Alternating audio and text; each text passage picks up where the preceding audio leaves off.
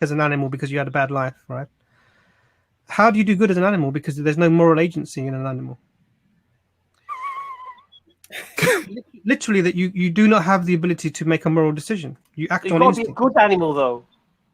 You just got to do what you're told. What's the best thing a mouse has to do in order to be good? This is the point. The logic of it falls to pieces, and then or safe to them, what, you're an animal who eats other animals. What, you become a plant? Well, I mean, what's the? It's interesting because the application of justice doesn't work within that, and then obviously the caste system is, God forbid. Yeah, but I think what they've got to put into perspective is this, though: if Islam is true, everything else is false by default. That's it. Khalas. I don't need to explain why I don't believe in Hinduism. I can tell you some of the silly things. For example, when the husband dies, throw the wife on the fire and all that stuff. SubhanAllah, yeah, that's... I'm not going to accept that as a religion of God. Madness. Anyway, Pondi. You'll probably recognize the voice. I've opened my other account. Oh, wonderful. No. Not again. I apologize for leaving you so abruptly, but a battery went flat. Okay, Pondi, before you start... My question. Yes. Okay. What does Allah mean? The God. The Second God. question. Yeah, the God, yeah. Okay. So if Allah means the God, what does AL-LAT or AL-UZZA mean? Brother, sorry, Joss. I'm going to... there was a really, really interesting stream on a channel where Jay Smith was talking about this really, really asinine, but illogical point with somebody who claimed to be an Arab speaking Arab. And what he was saying was that the term ilaha is the same as Allah, is the same as some god called Dushan from somewhere. Really bizarre point. And Dave, Pondi, I hope that's not where you're going with this. Tell me that I'm wrong, please. No, what I'm going to suggest is that before Muhammad became a Muslim, the people he lived amongst, there were many different religions, and the names of the gods that they adopted were pre-existing of Islam. Would you agree or deny that?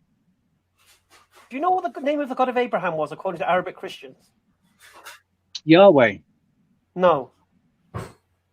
Well, it wasn't given phonetic. It's YHWH. No, if you read an Arabic Bible, what is the name for God?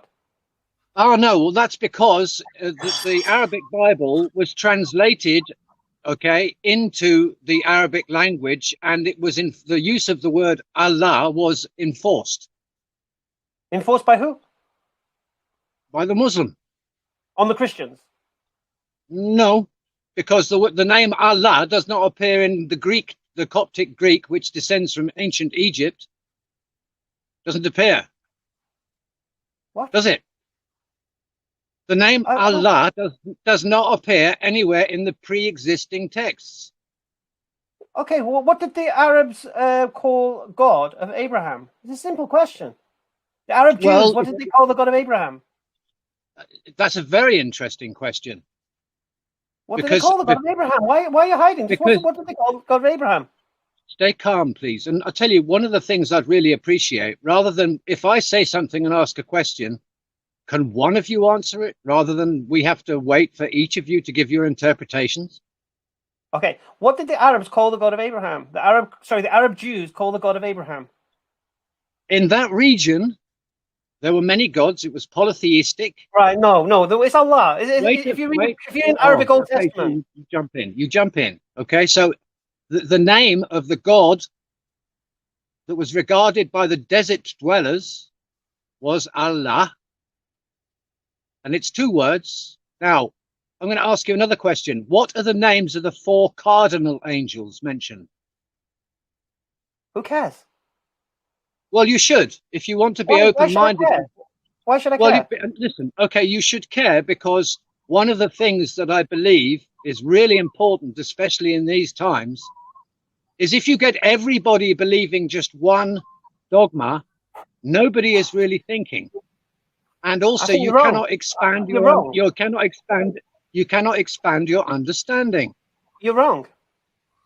Well, okay, well, you could say, first of all, you don't care, and then I'm wrong. But No, you no, no. can't I'll tell you why disagree. you're wrong. I'll tell you why Okay. you're wrong. Go on. Do you accept the concept of the absolute truth?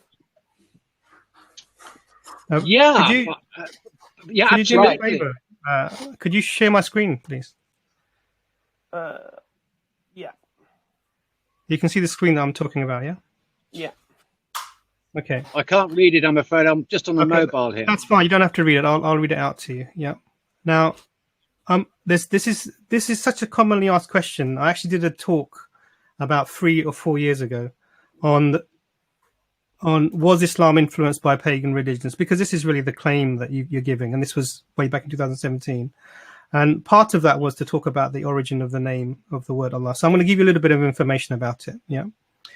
Now, and what I did for this talk, because it was being given in a church, I used essentially non-Muslim sources for this. Yeah. So one of the let me just go to one. So the dictionary definition. So this is Edward William Lane's Arabic English lexicon, written 1863. Yeah. And he talks about the word Allah here. It's mentioned on the left hand side. And meaning is the only true God. According to most correct opinions respecting it, there are 20 in number, and these are the opinions, is applied to the being who exists necessarily by himself, comprising of all attributes of perfection. So this is how the word is understood, and this is coming from a non-Muslim translator of the Arabic language. Yeah.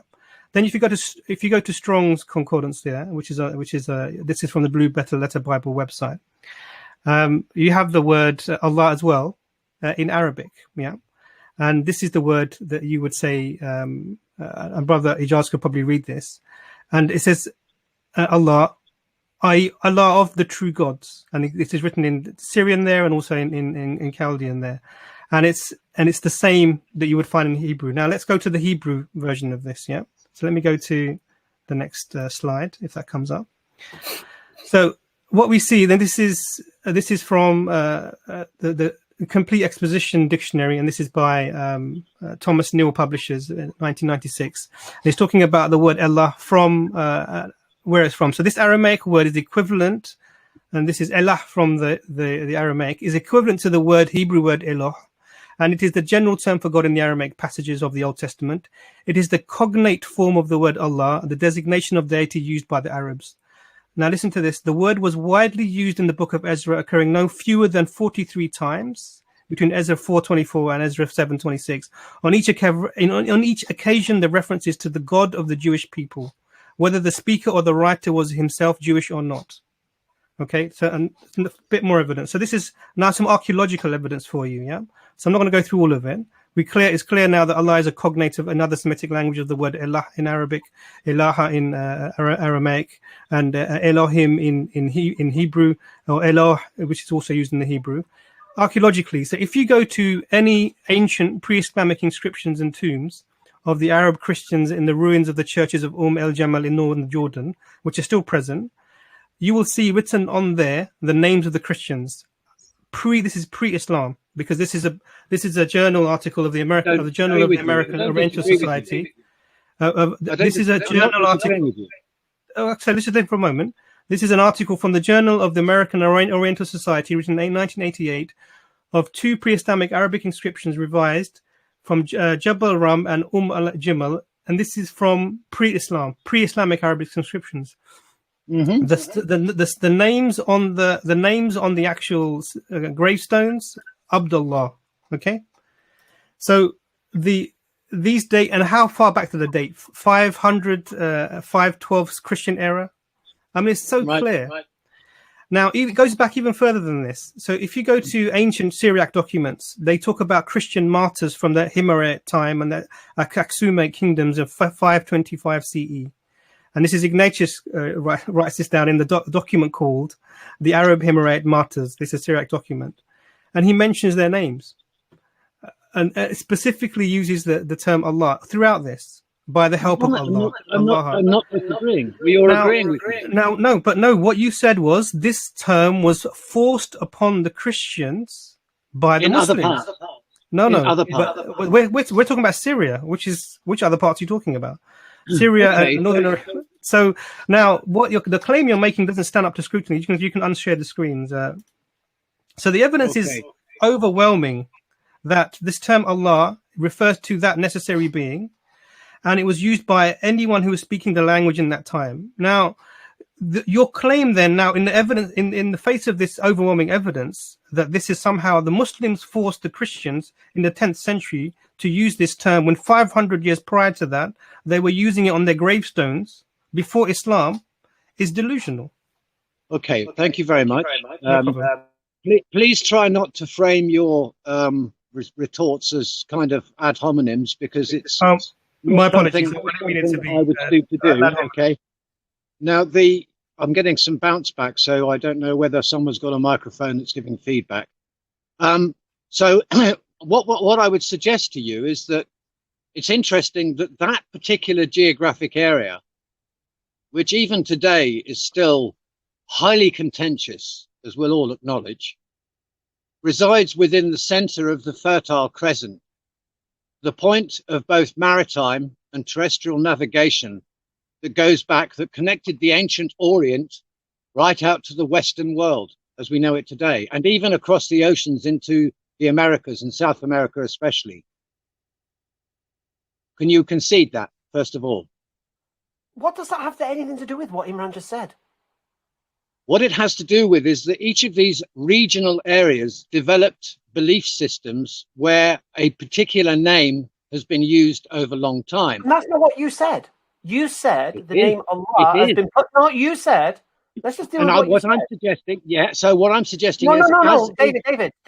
Okay, let me finish. Let me finish. So what I'm suggesting is, as Islam spread and committed its dawah upon the people by sword and proselytizing, it actually enforced the use of that term as God. All right, David, do you acknowledge that Arab Christians were using the term Allah before Muhammad, peace and blessing be upon him? Do you acknowledge that? I do. Yes, I do. Right. So they were already using the term. Let's look at the meaning. Let's look at the meaning. No. Look at the meaning. Look at the meaning. It's important to look at the meaning. Sorry, how did they understand the word Allah, these Arab Christians, 500 years? So the Arab lives where? He lives and he travels across the arid landscape where he doesn't really want to travel in the deadly, hot, burning sun. How did they understand the word Allah? And if you let me finish, I'll get there. Do you agree with that? That his mode of transport... Tell me how they understood it, then you can tell me why they understood it. I will take you... Listen, my friend. David. I have to try and take you step by step. Oh, David, my suggestion to you is this then. Come on the next stream, because we've been on for 4 hours and we're not going to hear it. If you want to answer the question, then you can tell us why you believe that is so. Okay, so La is the moon by which the Arabs travel at night. La is the moon. No. It's not the moon. You just keep saying things. Which language is La is the moon? Well, listen, you use the crescent moon. You use the crescent moon as your sigil. No, we don't. Which language is La? You know why? You know why the crescent moon is used? Yes, I do. Why? Because it's the harbinger of the new moon moving toward... Hold on, let me finish. You're wrong. You're wrong. Okay, if you can't, you're not debating. Why they use the crescent moon, and not all Muslims, but the reason why is after the conquer of Byzantium, the conquer of Constantinople, that was their sigil. So the Muslims took that sigil to show they conquered Constantinople. The Bedouin travel by night. Can I just ask? Can I just ask a very quick question? Travel by night under the full moon. Sorry, can I ask a very They travel by night under the full moon. In fact, you also use another. Name. You use another name for God as well. Did you know that? Listen, all I know is the reason why we use the Muslims use the crescent moon has got nothing whatsoever to do with Bedouin Arabs using the moon for guidance. You're talking. Okay, now your festivals actually orientate around the cycles of the moon too. That's irrelevant. Because the Jewish festivals... How can that not be relevant if your festival... David, the Jewish festivals revolve around the moon. So what? If your if your festivals orientate around the moon and it's your sigil and it's also the name of your god, because it's not our it- sigil. Can I just well, say it is something? now. Pondy, It is Pondy. now. What? It's not our sigil. Pondy, can I ask you a question? Its origination is from Byzantium, from the Christians who used to use it. Pondy, can I just ask you a Byzantia clarification and question? Arabia are very close geographically. Agreed? Oh my God. Pondy, can I ask you a question? Sure. What's the Arabic word for moon? I've understood it to be La. And who told you that? Okay, and I think that really ends the discussion because. Well, okay, I've got another challenge for you. At the end of your prayer, Wait, at the end of your prayer, what do you say? You have time. You have time. Don't worry. Thank you. I'm Okay. saying that that ends this particular point of the discussion. Let me clarify it a bit better, make you feel better, because the Arabic word for moon is not Allah, and if you make this claim, you're asking me to not do ad hominems, but there's no nice way to say to you that you're basing your whole thesis on a word that is not what you say it is in the language that you claim that it means that thing in. I mean, there's no nice way to say that. All I would say to you is open a Google moon in Arabic now, and you'll get the answer to your question, and your whole thesis falls down. The word No, this for is moon, the name of the. This is the The name word- of the god of the moon. Okay, the god of the moon. Are you trying to say that Allah is the moon god? Let's come to the point. I'm just. please don't do I'm that. just Is that what you're trying to say postulating. all the time, Pondy? Okay, let me give you another example. No, Pondy, At get the to end the of- point. No more examples. Are you trying to imply In order that to Allah is make the moon the god? in order to make the point, let me give you another example.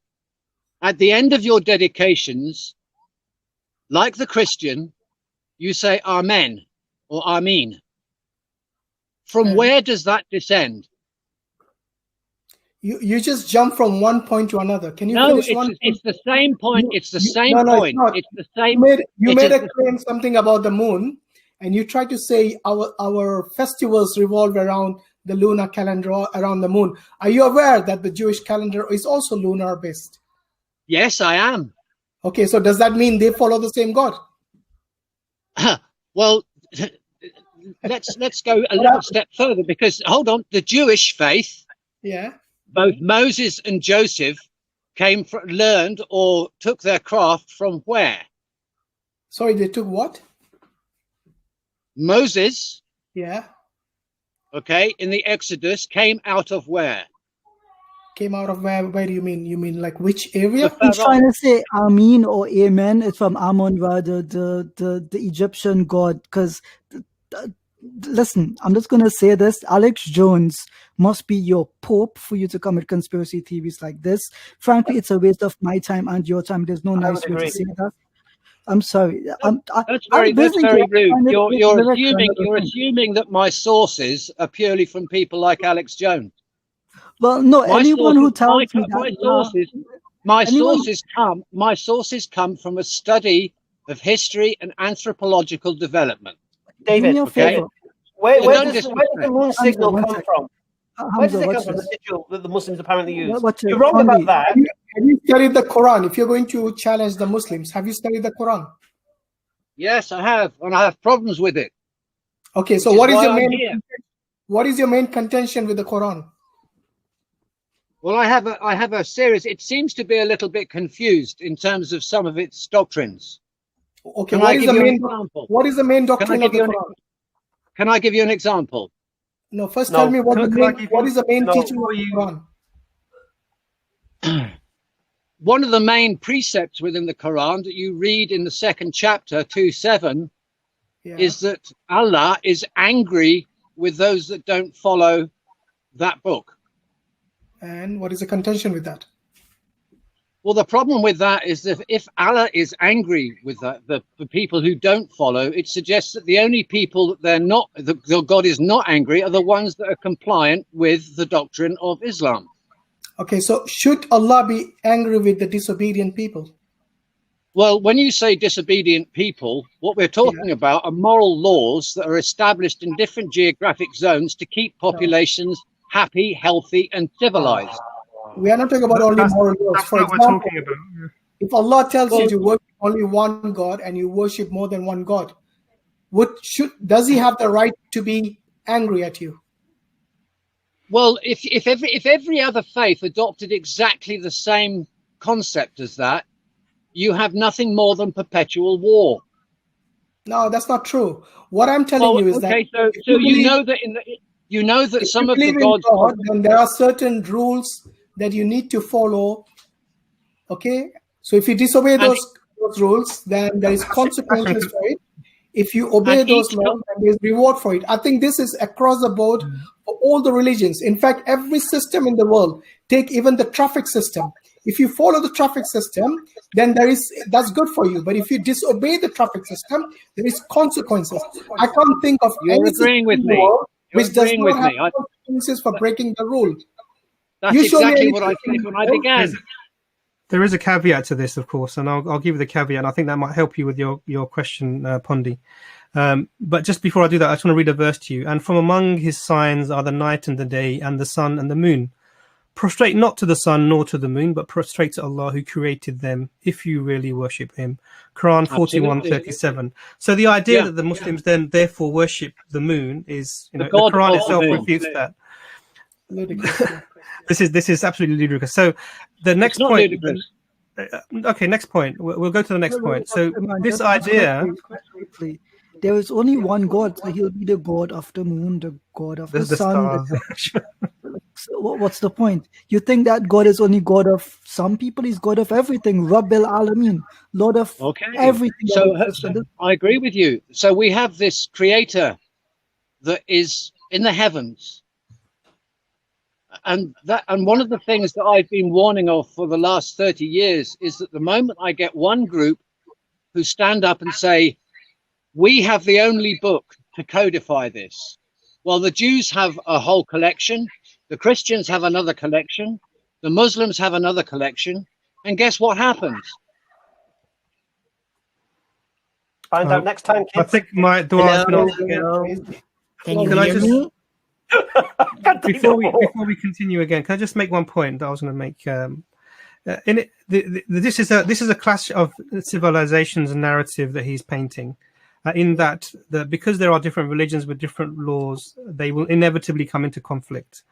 And this is the idea that there are people amongst us, i.e., these foreign Muslim people and whoever he is referring to, who are subversive, and they will. This is where the threat is from, and this is really why all of that language was there. Now he's very good at it appears to be very good at trying not to be overt with this, but something very interesting. So Islam actually allows parallel legal systems to run under its jurisprudence. So that means if there is a country that's run by a Muslim law, then the Jews or the Christians living in those lands are not subject to Islamic law. They're subject to their own laws. Now, this is fascinating. So Islam actually, this whole idea of one law for all, Islam does not like this idea. In fact, Islam talks about justice. And what that means is that, and I've given this example of your friend visiting you, one's diabetic and one isn't. It doesn't make you both have 2 sugars in your tea. It gives you what you need as an individual. So if you're a Christian who's living amongst the Muslims, you're not required to abide by the no alcohol rule because it doesn't apply to you. So this whole strange idea of clash of civilizations is really a dangerous talk. And I think it's giving this idea that the only way forward is clashing. We don't have to clash at all. And I think that to live in fear of this class of civilizations is a bad place to be. And I'd invite you, Pondi or David, to move away from this concept. We're not here to do anything harmful to anyone, yeah? Even though you might think that we're gangs. We're just brown people together sometimes. It might look like a gang. Oh, yeah, that's how we started. I forgot. I forgot how we started with the brown gangs in the playground. Oh, Gideon. No, but look, he said 3 things were completely false. The idea that the Muslims forced the Christians to use the word Allah in their Bible, that's a nonsense. The idea that La means God, the moon, that's a nonsense. The idea that the Muslim sigil is the moon because the Bedouins followed the moon in the sky, that's a nonsense. Now, this is a guy who started off with this massive monologue, reading books, eating books. I think he was eating the books. I don't think he was reading them. I think he was physically eating them. Because I don't know what books he's been reading to come up with this information. You know, it reminds me of my mum. She never knew me about being a Muslim, yeah? And then she found out, and I hadn't seen her for like 20 years. And she contacted the Henry Jackson Society to get information about Islam. And then by the time I spoke to her, the first question I got was, how old was Aisha? Honestly, I was like, oh my, I have to deprogram you now. And that's what it sounds like John Pondy's been up to. Anyway, all right. Sorry, guys, you're not all going to get on. I'm just going to bring Gilad on because apparently Anna said this guy's got something to say. So here he is. Let's hear it. Wow. Profound. Gilad.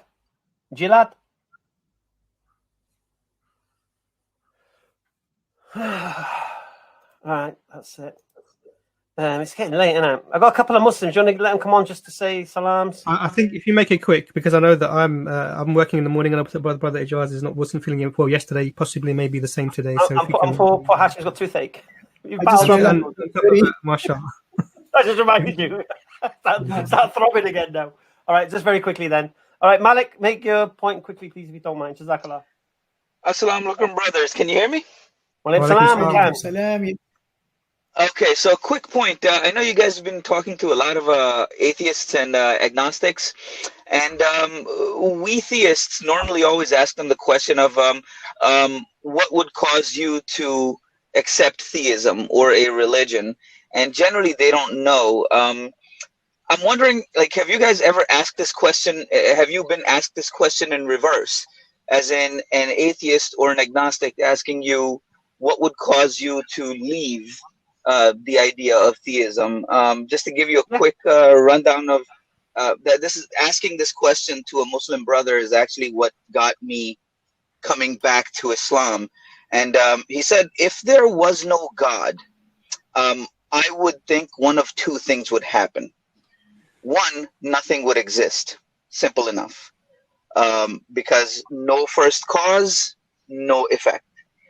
Two, if there was a cause that was not conscious and was not one who proportions and plans things, then this entire universe would be chaos. What you would see is you would be walking down the street and suddenly a cow, a rock, a mountain, a ball, a lion, something randomly will just appear. One moment, gravity will be pulling you down to the earth. The other moment, it'll be shooting you up into space. Malik, beautiful. But we said make it quick. Yes, so that's the whole point is this question reversible? Do you guys ever try to reverse it? Like, you know, when an atheist or an agnostic says they don't know what they would accept as proof, do you ever reverse it? Is, hey, do you want to know what would take, theism away from me? Oh, okay. To take theism away, they just have to convince me Muhammad Sallallahu Alaihi Wasallam wasn't who he claimed to be.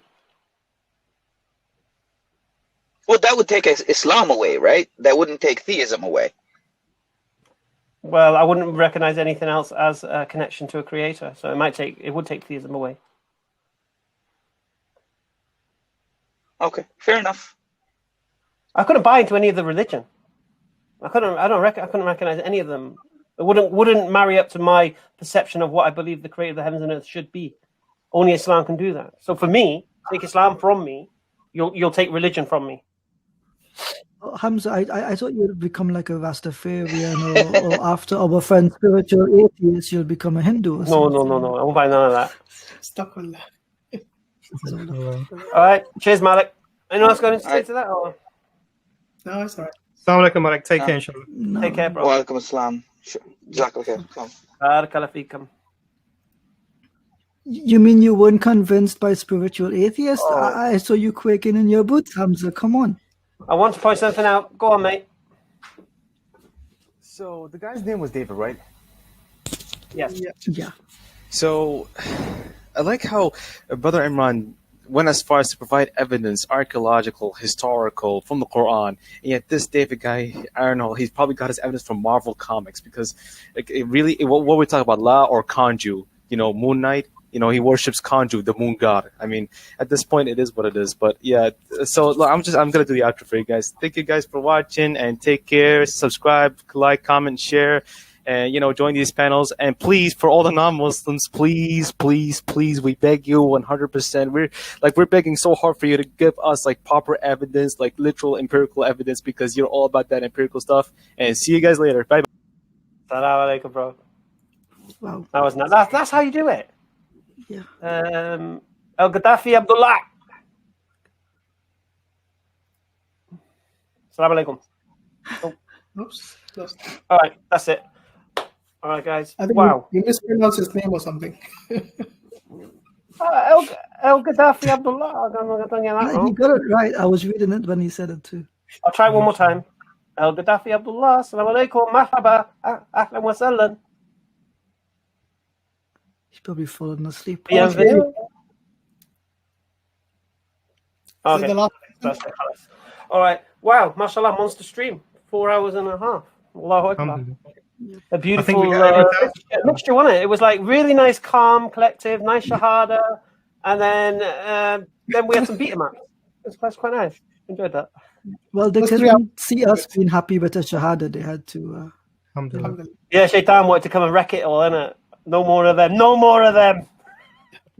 I was going to recommend a book to, because he likes books, to Brother He's David. still here, Pod. He's still in the back chat. This is obviously my camera's in reverse. This is called Anacalypsis. I don't know if you've heard of this. Yeah. This is by Sir Geoffrey Higgins, written in the 1800s. An inquiry into origins of languages, nations, and religions. 2 volumes. You have to get it specially printed, but I recommend it will help you with your research into this, because it even talks about the Prophet Muhammad and Islam, inshallah. So really, it will give you a bit more grounded information from a non-Muslim scholar of this And particular. what I'll say to you, David, because I know you're in the back chat, come on the next arena, but come with 1 point. Don't come and then jump to another point and then jump to another point. You came with the word Allah, we demolished you. And then you started jumping to other things. But, it should have been done at that point. So anyway, like I say, you're welcome to come on again. No problem. Just come on early, not late. All right, is that it, guys? Should we wrap it up? Let's wrap it. All right, so as usual, I'm going to put everybody's links here, the Dr. Ijaz and Brother Hashim and Brother Yusuf, who we lost earlier, put everyone's links in the description. So anybody who's enjoyed watching and seeing the fruits of what these boys know, you'll be able to connect to their YouTube channels or their Instagram. Facebook, isn't it, Hashim, with you? Or Twitter? Yeah, it's Facebook. Yeah, mine's Facebook. Facebook with you, and Ijaz Trinia on all his platforms, whatever they may be. So they'll all be mentioned there. Don't forget, obviously, we're screening to EF Dawah as well. So don't forget to become members of EF Dawah, inshallah. Join the team, be part of what we're doing. You can see what's happening. MashaAllah, you can see people taking shahadas and you be parts of that fruits. Obviously, that same request goes out to Hamza's Den subscribers as well. You should become, because you get killer emojis here. Yeah, you know, no worries. Yeah. So and support the channel. So you help us grow. You support the channel financially. And at the same time, you participate in the good things that happen here. And look, for example, our friend David, MashaAllah, who accepted Islam today. Where did his journey begin? It began on EF Dawah. It began on EF Dawah on our Bible streams. So Hamza's Den, guys, if you're not aware, EF Dawah, MashaAllah, every Sunday we do the Bible streams. What we on this Sunday, Ijaz? Don't think we've decided. I think it was Colossians or is it Colossians? I think it was Colossians. Yeah, we mentioned last Colossians. time. So we're on to the book of Colossians, inshallah, or the letter to the Colossians, should I say? On Saturday, there's a probably a premiered video coming out of brothers come to success. Brother Chris is doing the Health is Wealth stream. Definitely watch that, brothers and sisters. It's really, you'll find it fascinating, and join the cause. Watch the video to know what that's about, inshallah. Alhamdulillah. And that's it. Oh, this Friday coming up. Oh no, I'll tell you all about it, Hamza's Den, guys. On Sunday, obviously, I've got my usual 2-hour flex with you guys. Next Friday, inshallah, in the Den, we have Brother Sabur, alhamdulillah. And the topic we're bringing him in on is what does atheism offer as a worldview? So if someone's an atheist in their life, how is it help them through their daily grind, if you like? What's the benefits of being an atheist? So that's going to be really cool. That's what we're going to do next Friday. Alhamdulillah. All right. So, yeah, subscribe to Hamza's Den. If you've not subscribed, become members, inshallah. Join the gang. And it's time to say David goodbye. was right about that gang stuff then. He just said He was indeed. We're not all brown. Ginger's almost brown. Okay. Right. Good. Assalamu alaikum, everybody. See you next time, Assalamu alaikum. inshallah.